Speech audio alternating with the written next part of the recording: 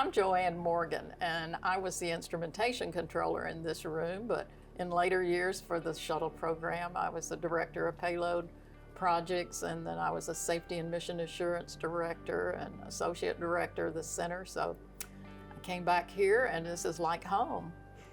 Well, JoAnn, it's great to have you back. I'm Charlie Blackwell Thompson, as you know, Artemis Launch Director.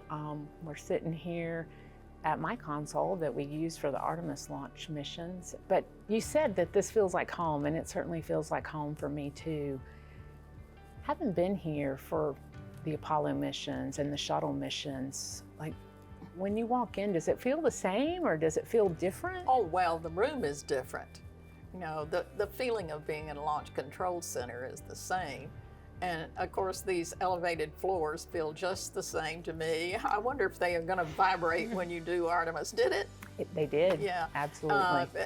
Well, that was one of the exciting things for me with Apollo 11, because I wanted to sit at my console and feel that floor shake in my console. And even you don't have armrests on this chair. My armrests, I could feel bone conduction when at launch from the vibration, because the whole chair was actually sensing that. It was pretty cool.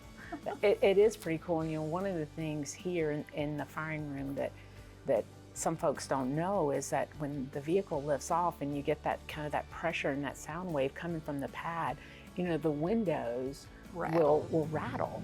And during Artemis 1, it was the first time I ever experienced this, is I was standing here and I was watching the ascent profile and the milestones, and you know, you hear the windows start to shake, and then the floor began to vibrate beneath my feet, and it was the first time I'd ever felt that, where the floor moved.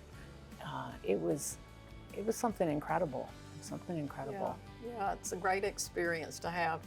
It's not just a visual experience or a hearing experience. It's your body feels the shock wave. I mean, you know, the bone vibrations are there, and it's just the whole body experience, mind and body. It is, and heart. Yeah, and absolutely. Heart. Yeah. So JoAnn, tell me, like, I have to think back, how did you decide to become an engineer and your drive to be in this firing room? Like, what was that like in the Apollo time frame? I mean, there weren't a lot of women around back then in this room. I was definitely an oddity. I saw Explorer 1 launched because I went to Titusville High School, and my dad worked for the Army and then for NASA out here, and half my class in school, people worked out here at the Cape. There was no Kennedy Space Center, it was Cape Canaveral. And after seeing Explorer 1 launch, and the Van Allen belt discovery, and reading about that is what piqued my interest. Up until then, I thought, I'll probably be a piano teacher and get married and have 4 to 6 children, like my mom and my grandmother, you know. It just amazed me, that new knowledge that was coming from this rocket launch. Somehow I just knew that was going to be exciting. So I applied for a job as an engineer's aide, and I got selected for that job and came out here, and I worked at the Army's Missile Firing Laboratory, and that was in 1958 in June, and in October our laboratory was rolled into the newly formed NASA. Wow. So that's how I came to NASA. Wow.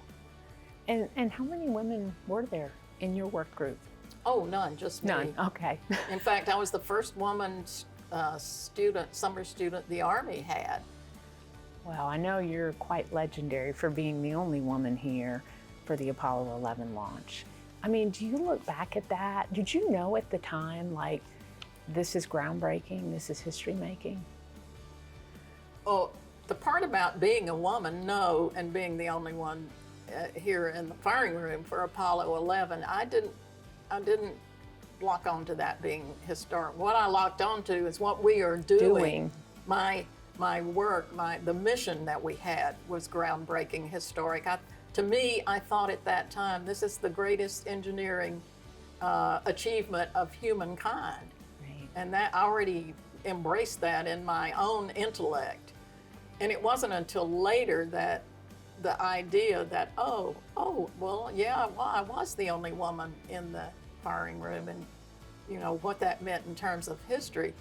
And my husband started me thinking about it, because at the landing, it was in the middle of the night, we were watching Neil Armstrong and Buzz Aldrin, and they're landing, and they showed pictures of people all around the world that were enchanted by and watching the landing on the moon. And my husband said, we were drinking a glass of champagne celebrating, and he said, "You're going to be in the history books someday."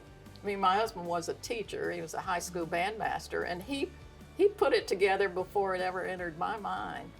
Wow, that's quite a story. And, for me, JoAnn, I mean, it's such an important thing. And I'm not surprised that you would say, no, I didn't think about that at the time. I was thinking about the mission, right? And the significance of the mission. But I do think you being in this room all those years ago was so significant for those of us who came after, because it really did say, there's a place in this firing room for you. Well, what I think was important to me was afterwards, how it made me feel. For the first time, I felt respected. So what brought you here? So, in a lot of ways, I think it was a couple of things. In some ways, I think it probably started at home in my family, because, my mom was a big influence, and not in the specific thing that I would do, but she instilled in me this idea and this belief that you could do anything. And even though I grew up in a time, and certainly engineering, when I went away to school and started studying engineering, there weren't a lot of us women in engineering back then. I mean, because this is in the, in the 80s, late 80s. But I never had that feeling, because my mom was always just so clear about, you can do anything you want to do if you're willing to work for it. And so I had that belief. So to me, there were no roles that were, this is a role for women or this is a role for men. They were just all roles, because that was the way that my mom had raised me and instilled in me. And then I had an amazing teacher. And teachers can have such a profound impact on their students. And so I had an incredible physics teacher who said to me in the 11th grade, Charlie, when you go away to school, what are you going to study? And I said, I don't know. And he said, well, I think you ought to think about engineering. And I got the opportunity later to go thank that teacher, because I don't know what I would have studied. I may have ended up in exactly the same place, but it was because of that nudge from him to think about engineering that when I filled out my college applications and it said field of study or major, I wrote engineering, because that teacher thought that would be something. And he actually said something very profound to me, which I didn't find very helpful at the time. He said, we called him Doc, and I said, Doc, what would I do with an engineering degree?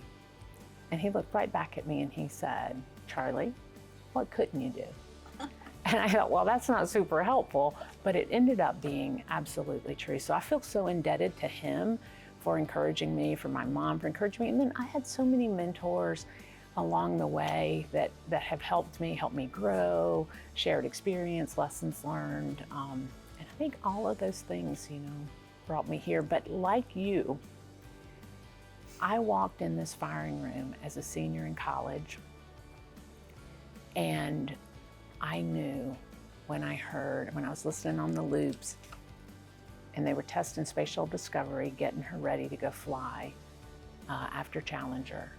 And I knew in that moment, I want to be in that room. I want to earn my place.